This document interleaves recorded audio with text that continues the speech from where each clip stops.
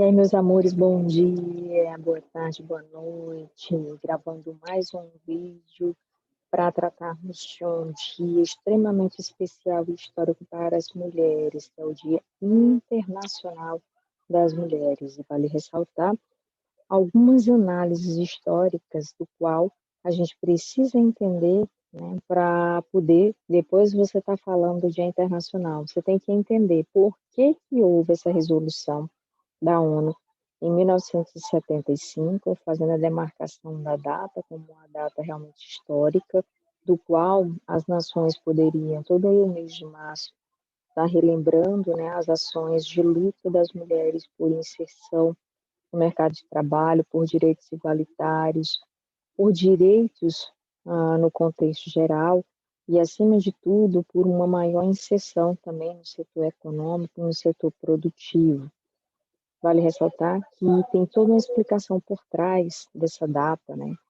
E não é à toa que a ONU fez essa determinação, instituir, né, em 1975, esse dia, 8 de março, para que fosse relembrado, né, as lutas das mulheres por igualdade de direitos em relação aí aos homens. Primeiramente, a gente vai analisar, tá, meus amores, que desde o final do século XIX, as mulheres já tentavam sair da vida privada e ir para a vida social. O que é essa vida privada em história, né? As mulheres, historicamente, eram criadas para ser do lar. E a grande parcela delas realmente vivia esse ideal por uma questão cultural, a forma como elas eram educadas.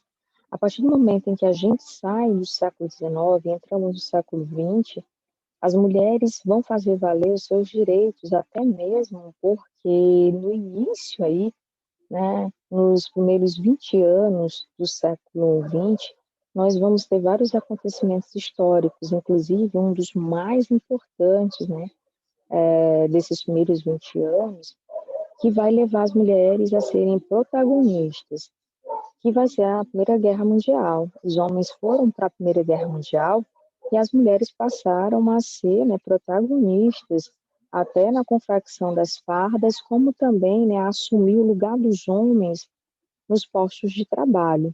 Então, nos Estados Unidos, em 1911, até antes de 1911, né, 1911 foi o fechamento de lutas de mulheres numa fábrica em Nova York, onde nessa fábrica não trabalhavam somente mulheres, né? Que é aquela história de na fábrica ter 146 pessoas lutando por direitos trabalhistas. E dessas 146 pessoas, 25 eram mulheres, e mulheres judias. E devido, né, ao sistema, muitas vezes opressor, não querer escutar a classe trabalhadora, essa fábrica que ficava em Nova York, uma fábrica de tecidos, ela vai acabar sendo incendiada e os trabalhadores morrendo dentro dela. Então, esse é um acontecimento bastante relembrado na história do Brasil, que remontam, né, ao surgimento da data do dia 8 de março e a instituição pela ONU em 1975. Só que vocês precisam entender, principalmente as mulheres, que essa data ela foi somente um ideal que a ONU teve para que todos os anos as nações passassem a relembrar o potencial que a mulher tem no setor produtivo, o papel essencial que a mulher tem para o desenvolvimento social, para o planejamento estratégico de algumas áreas, o potencial e o olhar diferenciado que essa mulher tem no setor econômico. Então, é aquela ideia, né, no popular que a gente diz, geralmente no Nordeste, né, lugar de mulher é onde ela quiser. Então, diante da determinação da ONU, também é necessário que o aluno entenda e que as mulheres também como um todo, não só nossas alunas, né, entendam que também no auge, né, o estopim da grande Revolução Socialista de 1917, essa mulher que morava lá na União Soviética, na Rússia, né, elas também lutavam contra o regime opressor do czar e pediram também a queda do czarismo, não porque elas fossem socialistas, né, mas por um ideal. Gente, bandeiras de trabalho, de lutas por igualdade, de inserção de direitos, não são lutas de direita e de esquerda, né? São lutas de pessoas humanas, são lutas de pessoas que entendem uma sociedade pelo viés da igualdade. Homens não são melhores do que mulheres e mulheres também não são melhores do que homens. Então, lutas por melhorias, lutas salariais, lutas por igualdade de direitos, inserção no mercado de trabalho, nas posições de mercado de trabalho, posições trabalhistas. Então, essas pautas não deveriam jamais ter sido, né, apropriadas por viés ideológico, seja ele de esquerda ou de direita, porque são pautas, né, de igualdade. E independente do viés ideológico que as pessoas tenham, tem que entender que lutas pertencem à raça humana. As injustiças, elas ocorrem até hoje. Quando se trata da mulher, isso é até pior, porque as mulheres não foram criadas para se sentirem protagonistas, né? Ao longo da história, as mulheres eram submissas, até porque a religião, por muito tempo, ela foi um fundamental no processo de formação dessas mulheres. Então, esse fenômeno, né, que acabou colocando as mulheres na rota de colisão, fez com que muitas delas acabassem saindo, né, desse ideal de lutas, e muitas continuaram de forma velada a serem inseridas no mercado de trabalho e a estudarem. No entanto, você conta quantas mulheres estão hoje inseridas dentro da política, né? Dados do Tribunal Superior Eleitoral, dados aí, gente, de 2018, né, de 2018 para cá, eu acredito que não tenha tido muitas distorções. A população feminina no Brasil que vota, né, corresponde a 52% do eleitorado, e dessa população que vota, são dados assim alarmantes. Somente 10% da população feminina está no parlamento, ou seja, representa uma parcela da população lá no parlamento, em Brasília. E quando a gente vai para as câmaras municipais e para as assembleias legislativas, esses dados também não são tão positivos, né? Porque a gente está falando de dados do Parlamento Federal extremamente negativos.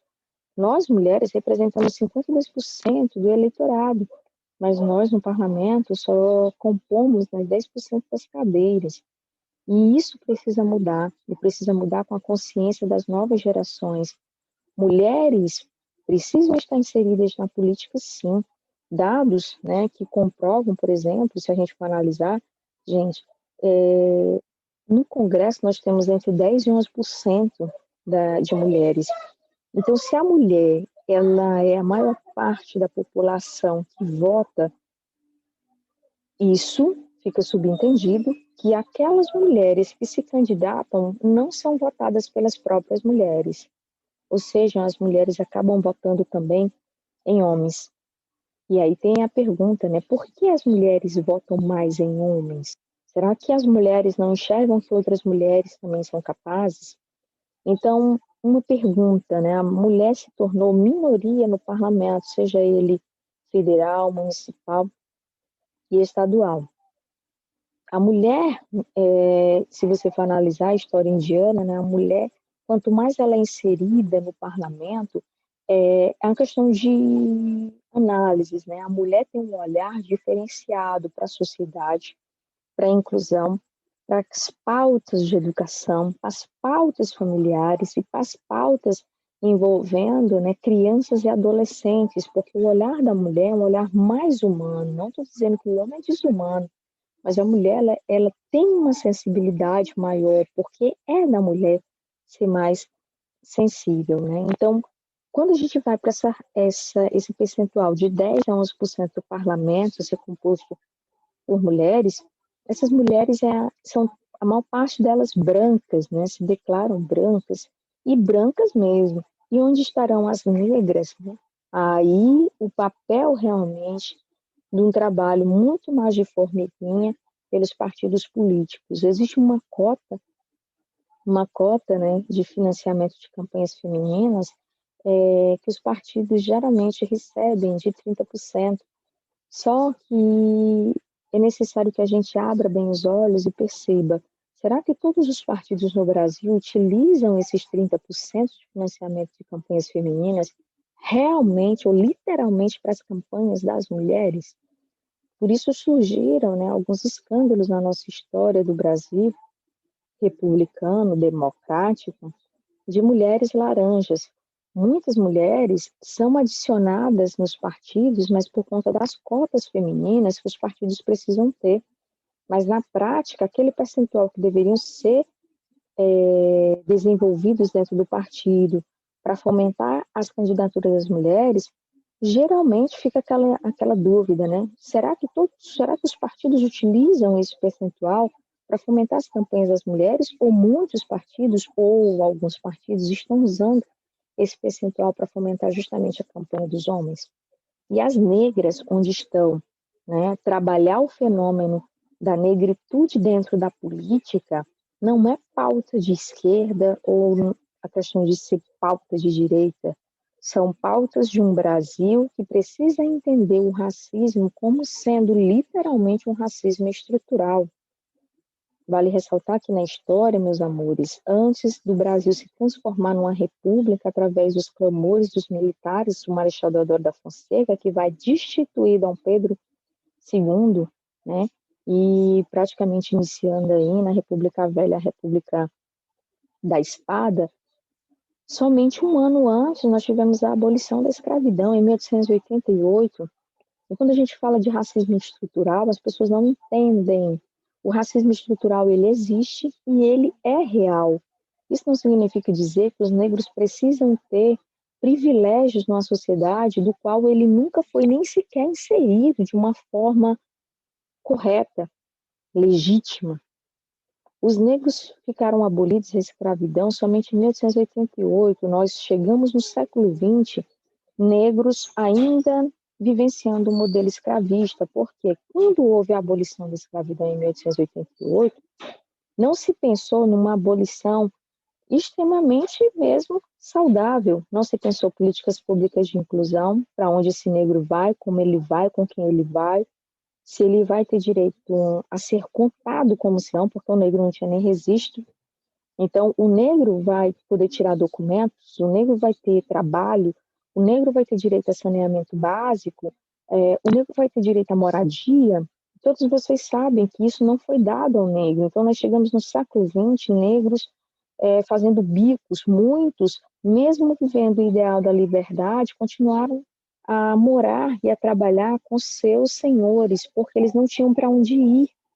Como se pensou uma abolição sem planejamento?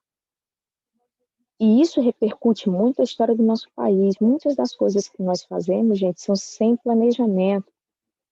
Então, falta gestão. E se faltou gestão na nossa história, de gestores anteriores, desde a monarquia até o período republicano, faltam-se gestão de planejamento para, desde aquela época, ter trabalhado essa inserção social do negro. Não adiantava eu ter abolido a escravidão se o negro continuava sem ter acesso a nada do que os brancos naquela época tinham. E isso desigualou os negros em relação aos brancos. Então, os brancos já tinham determinados acessos à educação, o negro só foi ter muito tempo depois. E isso inclui a mulher negra. Quando a gente fala, por exemplo, de votação, gente, as mulheres, elas votam há menos de 100 anos. A Constituição que otorgou o nosso direito de voto foi a Constituição de 1934, né, clamada aí através da grande Revolução Constitucionalista de 1932. E quando chegou em 34, nós vamos ter ela otorgada por Getúlio Vargas, onde as mulheres vão poder votar. Mas o comportamento, né, as pautas, vamos dizer assim, muito conservadas em relação a como a mulher deveria se comportar na sociedade, continuaram intensas, porque a religião continuou tendo um poder muito grande em cima do comportamento das pessoas. E as mulheres continuaram sem ter essa inserção, certo? Sem muitas vezes se acreditar a responsabilidade de também carregar a nação nas costas e buscar as práticas de cidadania, se sentir inclusas do processo eleitoral, do processo econômica e trabalhista que naquele exato momento o Brasil passava, né? Até, até mesmo pela questão das empresas estatais, o intervencionismo, né? De Getúlio Vargas, com a criação de empresas, vai gerar muitos empregos. E as mulheres também passam a trabalhar, mas muitas ainda de forma acanhada e lenta. Uma coisa as mulheres precisam também entender nesse Dia Internacional aqui no Brasil, tá? Que as mulheres, quando são inseridas na política, aquelas que chegam a ter um espelho, né, vamos dizer assim, uma maior notoriedade dentro dos partidos, se percebe que o nível delas de politização é maior, até porque também as mulheres estudam mais do que os homens. E aí vem aquele questionamento, né? Essas mulheres muitas vezes já estão dentro dos partidos, elas só não são protagonistas porque muitas delas têm o seu trabalho, a sua fala ofuscada pela maioria masculina. E onde estão os partidos para fomentar e fazer com que essas mulheres se sintam visíveis, que elas não se sintam invisíveis dentro da política, principalmente as negras, né? É necessário que as mulheres entendam que, independente de elas serem brancas ou serem negras, o sistema muitas vezes foi opressor com as duas. Imagina com a mulher negra, né? Então é necessário que a gente comece a se perguntar o porquê disso. As mulheres que chegam no Congresso também é outra coisa que a gente precisa estar se questionando e respondendo também. As mulheres que chegam no Congresso, poucas têm projetos aprovados, poucas fazem parte de comissões, poucas têm a voz ouvida realmente, literalmente ouvida, porque o Congresso ele é masculino. Então, muitas das pautas que também são votadas pelas mulheres são pautas masculinas. Então, faltam a essas mulheres, que são minorias no Congresso, também aclamar para essas pautas, que são pautas também femininas. As mulheres, vale ressaltar, que se nós representamos a maior parte da população e as mulheres não chegam a terem, né, a serem eleitas em cargos eletivos ou majoritários, é porque as próprias mulheres votam em homens, certo? Então, tudo isso, gente, vale a pena a gente estar se questionando e marcando, né, pontos para que no futuro nós não tenhamos mulheres, até mesmo as adolescentes, achando que a política é alvo de corrupção. A gente tem corruptos em todas as esferas da sociedade e a gente precisa constituir na cabeça dos estudantes, principalmente, uma ideia de cidadania, porque se a sociedade tem problemas, ela tem problemas porque eu também tenho, porque eu sou construtora do ideal social. Eu não posso esperar só que os políticos façam a sua parte, principalmente porque a nossa história de redemocratização ela é muito recente e o nosso país tem uma grande parcela da população que é desesclarecida, tipicamente aí analfabeta funcional. Muitos chegam até as universidades, mas são extremamente ideologizados por esferas dos espectros, né, extremos, independente de qual seja, né, mas são pessoas ideologizadas que propagam muitas vezes discursos totalmente alheios à ciência e totalmente alheios ao que é correto, ao que é justo, ao que é ético como um todo. Então, muitos brasileiros acham que ser errado é que é ser correto, né? Então, é necessário que a gente volte ao que é cidadania mesmo, ao conceito de cidadania, e passamos a fazer as coisas corretas como elas devem ser, doa quem doer, que a gente não negue os princípios que nós temos e constituímos ao longo de décadas na história do nosso país, que as mulheres aprendam a ir atrás dos seus sonhos, a lutar pela igualdade dos seus direitos, porque já existe o direito estabelecido, é necessário pôr esses direitos em prática, tendo em vista que a mulher ela pode ocupar todos os espaços da sociedade, principalmente os espaços na política. E esses espaços precisam ser ocupados com urgência. As mulheres são minoria na política e na política quando eleitas, né, gente? Porque na política a gente tem a maior parte das mulheres, mas eleitas uma minoria. E essas mulheres, quando chegam nos parlamentos, elas muitas vezes perdem as suas vozes. Não percamos os nossos direitos, não percamos as nossas pautas, as nossas lutas, e que a gente possa continuar desbravando fronteiras e barreiras, rompendo realmente as barreiras e chegando nos locais onde a gente quer. Os cursos, por exemplo, gente, cursos de exatas que antes eram de predominância masculina, hoje a gente já tem uma grande parcela da população feminina cursando nas universidades. Hoje, nas universidades públicas, a gente tem um público gigantesco de mulheres que cursam determinadas, fazem cursos que antes eram tidos como cursos masculinos, né, até mesmo pelo machismo. E isso tem sido de grande valia para que dentro das próprias academias se perceba o valor que a mulher tem e a capacidade que ela tem de entender as coisas, o mundo ao seu redor e de sonhar. Nós não podemos perder o senso do sonho, né? Nós precisamos sonhar e colocar em prática os nossos sonhos. E não percamos os ideais da ciência, porque a mulher, ela é ciência.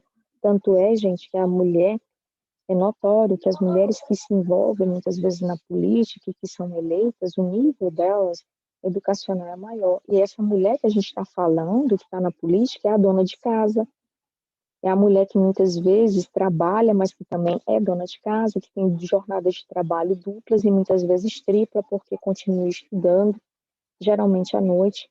Então, assim, é essa mulher batalhadora que tem triplas jornadas de trabalho que se torna uma mulher extremamente acolhedora de princípios. Essa mulher que vai ter uma visão diferenciada do homem quando ela chega na política. Então, você que está assistindo tem que fazer valer também o seu direito. Que nós não possamos nos calar diante de injustiças, que a gente possa adentrar na política da mesma forma que os homens também entram. As mulheres não podem aceitar dentro de partidos serem usadas como laranjas.